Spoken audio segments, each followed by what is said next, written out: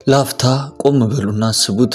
ለ40 ዓመታት ያህል ኢየሱስ እያለ በመዝሙር ሲያጽናናን የነበረው ያ ድምጽ ዛሬ ዝም ሲል በኢትዮጵያ ወንጌላውያን ቤተክርስቲያናት ታሪክ ውስጥ ስማቸው ከወንጌላውያን ቤቶች የማይጠፉት የብዙዎቻችን መንፈሳዊ እናትና እህት የሆነችው ዘማሪት ብሩክታዊት ዛሬ ያለችበት ሁኔታ መላውን የክርስቲያን ማህበረሰብ እጅጉን አስደንግጧል። ባለፈው ወር በፊላዴልፊያ ጄፈርሰን ሆስፒታል ውስጥ ለ10 ረጅም ሰዓታት የዘለቀ በህይወትና በሞት መካከል የተደረገ እጅግ አስፈሪ ቀዶ ጥገና ሂደት አከናውና የሐኪሞች ርብርብ የቤተሰብ ለቅሶና የሺዎች ጸሎት በአንድ ላይ በታየበት በዚያ ክፍል ውስጥ ምን ተከሰተ? ብሩክታዊት ከ2014 ጀምሮ ደብቃ የነበረው የአስከፊ ህመም ዛሬ ደረጃ ላይ ደርሷል። በዛሬው ፕሮግራማችን ከቤተሰቧ የተገኙ እውነተኛ መረጃዎችን፣ የሐኪሞችን ስጋትና ብሩክታዊት አሁን ያለችበትን ተአምራዊ የማገገም ጉዞ በጥልቅ እንመለከታለን።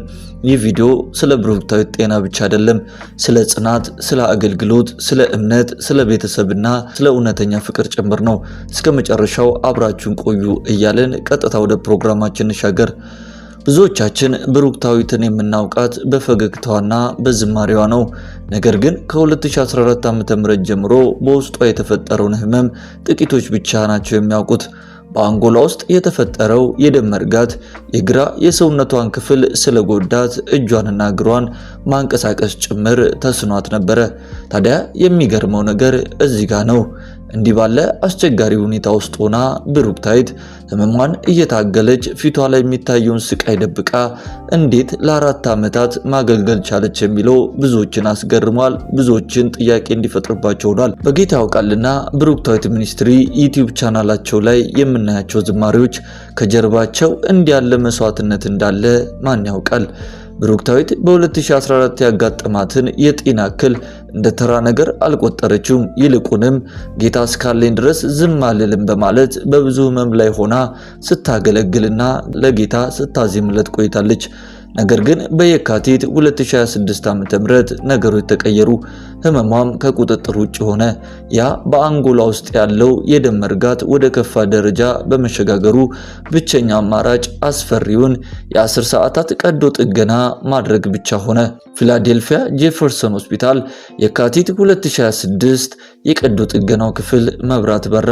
ብሩክታዊት ወደ ውስጥ ስትገባ ባለቤቷ ጌታ ያውቃልና ቤተሰቦቿ በውጭ ሆነው የሚይዙትን የሚጨብጡትን አጥተው ነበረ። 10 ሰዓታት አለፉ።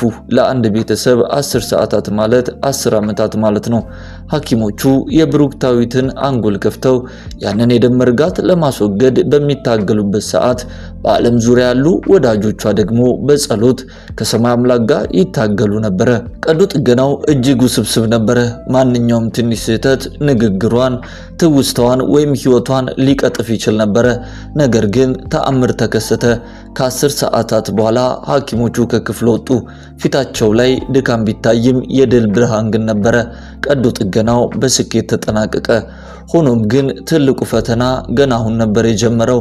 ከቀዶ ጥገናው በኋላ ብሩክታዊት አይኖቿን ስትገልጥ መናገር ትችል ይሆን ወይ? ቤተሰቦቿንስ ታውቃቸው ይሆን ወይ? ከዚህ በኋላስ ዝማሬዋ ታቆም ይሆን ወይ የሚለው ነበረ። በአሁኑ ሰዓት እግዚአብሔር ይመስገን ብሩክታዊት በማገገሚያ ማዕከል ወይም ደግሞ ሪሃቢሊቴሽን ሴንተር ውስጥ ትገኛለች።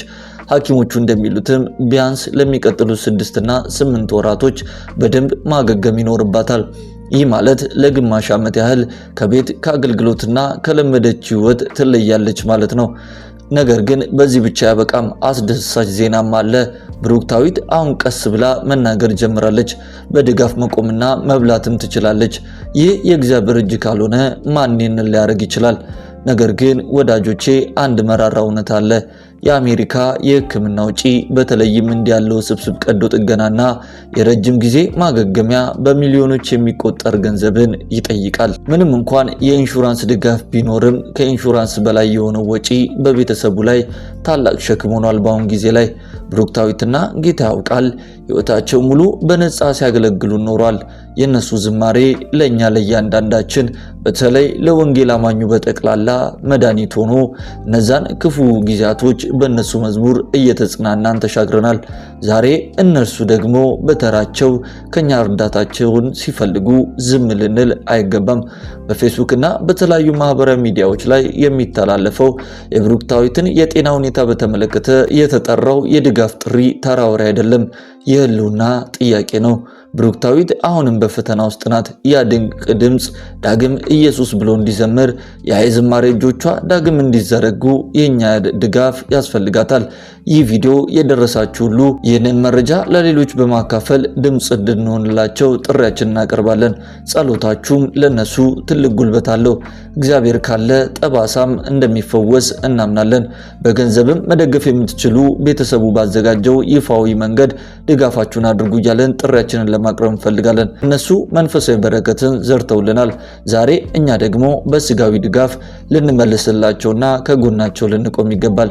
ውድ የክርስቲያን አዲስ የዩቲዩብ ቻናል ቤተሰቦቻችን የብሩክታዊትን የጤና ሁኔታ በየጊዜው እየተከታተልን እንደምናቀርብላችሁ ቃል እየገባን ይህን ቪዲዮ ላይክ በማድረግ ለብዙዎች እንዲደርስ እንዲሁም ደግሞ ኮሜንት ላይ እግዚአብሔር ይማልሽ በማለት ለብሩክታዊት አጋርነታችሁን ግለጹላት እያለን በዛሬው ፕሮግራማችን እንግዲህ ለረጅም ጊዜያት ውስጥ በወንጌል አማኞች ዘንድ በዝማሬ ሲያገለግሉን የነበረውና ዛሬ ላይ ግን ባጋጠማት የጤና እክል ምክንያት በአልጋ ላይ ተኝታ ስላለችውና የኛን እርዳታ ስለምትፈልገው ብሩክታዊትን በተመለከተ ወደ እናንተ አጠር ባለ መልኩ ያቀርብንበት ፕሮግራም ይሄንን ይመስል ነበር። በእውነት የወቅት እንግዲህ ለብሩክታዊት ለጌታ ያውቃል እጅግ ፈታኝ ጊዜ ነውና እኛ ደግሞ ጨርሶ ከጎናቸው ልንሆንና በሚያስፈልጋቸው ነገር ሁሉ በጸሎት በገንዘብ በአብሮነት ከጎናቸው ልንቆም ያስፈልጋል እንላለን።